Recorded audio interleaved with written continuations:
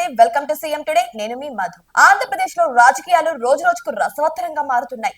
ఎలా అంటే అక్కడ రాజకీయాలు వారిని నమ్మిన వారికి మాత్రమే బాగుపడేలా ఉన్నాయి. ఇక మిగిలిన వారి పరిస్థితి ఏమో తెలియదు, కానీ అక్కడ అధినేతలను నమ్ముకుంటే మాత్రం నిజంగానే వారి భవిష్యత్తు మారిపోతుంది అనడంలో ఎటువంటి సందేహం లేదు. ఇప్పుడు చూసుకుంటే హైకోర్టులో ఖాళీగా ఉన్న 2 జడ్జి పోస్టులు వైసీపీ అధినేత జగన్ కోసం పనిచేసిన వారికే దక్కనున్నాయా అనే క్వశ్చన్ మార్క్ కూడా రైజ్ అవుతుంది.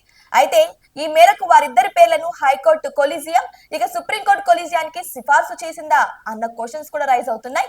ఇందులో వైసీపీ అగ్రనేత మాజీ మంత్రి పెద్దిరెడ్డి రామచంద్రారెడ్డి తెర వెనుక చక్రం తిప్పారా, సుప్రీంకోర్టు ప్రముఖుడు కూడా అందులో ఒక చేయి వేశారా?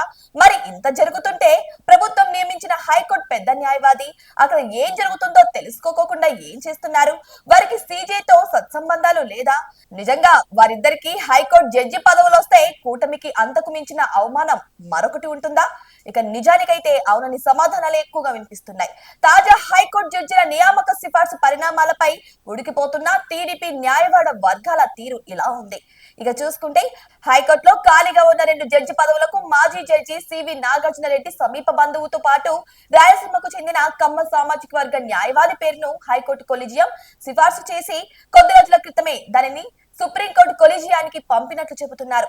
దానిని సుప్రీంకోర్టు కొలీజియం కేంద్రానికి పంపించి అక్కడి నుంచి ఆమోదం లభిస్తే వారిద్దరూ హైకోర్టు జడ్జిలుగా నియమితులు కావడమే. తర్వాత అయితే ఇక వారిద్దరికి టీడీపీతో ఎలాంటి ప్రత్యక్ష సంబంధాలు గాని, పార్టీకి నేరుగా న్యాయ సేవలు అందించిన వారు గాని కాదని టీడీపీ నేతలు స్పష్టం చేస్తున్నారు.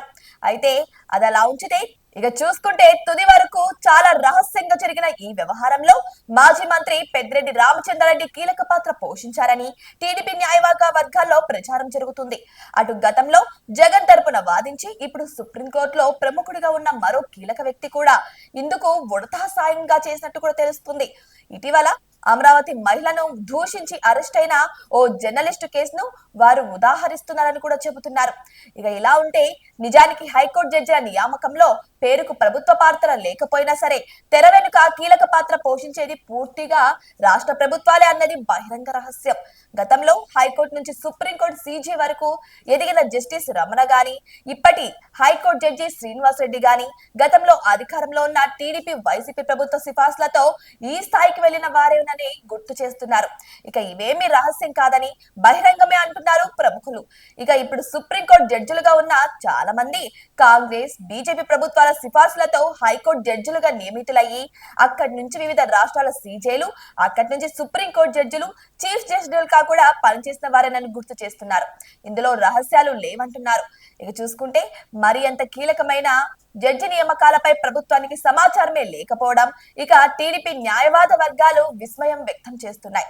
ఇక మరి నిజంగానే చూసుకుంటే ఇక్కడ వీరి పదవులు ఇంత హై పొజిషన్ కి వెళ్తున్నా సరే ఇక ప్రభుత్వానికి ఎటువంటి సమాచారం లేదట.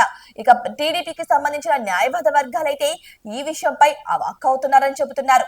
ఇక సహజంగా ఇవన్నీ సర్కార్ నియమించిన ఏసీలని చెప్పొచ్చు. మరి ఒకవేళ టీడీపీ అధికారంలో ఉన్నప్పటికీ కూడా ఇక వైసీపీ వర్గానికి చెందిన న్యాయవాదులు ఎలా పదవులను స్వీకరిస్తారు, వారికి ఎలా పదవులు వస్తున్నాయి అంటే ఇక చూసుకుంటే కూటమిలోనే ఇక వైసీపీకి సహాయం చేసేవారు ఉన్నారా అని గుసగుసలు కూడా వినిపిస్తున్నాయి. ఏదేమైనా సరే టీడీపీ అధికారంలో ఉంది. ఇటువంటి పరిస్థితుల్లో వైసీపీకి చెందిన న్యాయవాదులకు ఇంత పెద్ద పదవులు దక్కడం కూడా విస్మయానికి గురి చేస్తుంది. మరి వెయిట్ చేసి చూద్దాం దీని వెనకాల ఎవరి హస్తం ఉంది.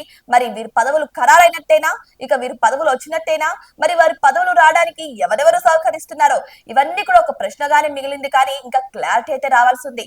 మరి మనం కూడా వెయిట్ చేసి చూద్దాం. ఇక జగన్ కు సన్నిహితులైన న్యాయవాదులకు నిజంగానే ప్రమోషన్స్ వచ్చాయా, లేకపోతే ఇది కేవలం వాదనకు మాత్రమే మిగిలిపోయి ఉంటుందా అనేది కూడా మనం కూడా వెయిట్ చేసి చూద్దాం. ఇవి వాళ్ళ అప్డేట్స్. మరిన్ని అప్డేట్స్ కోసం మా ఛానల్ ని సబ్స్క్రైబ్ చేసుకోండి.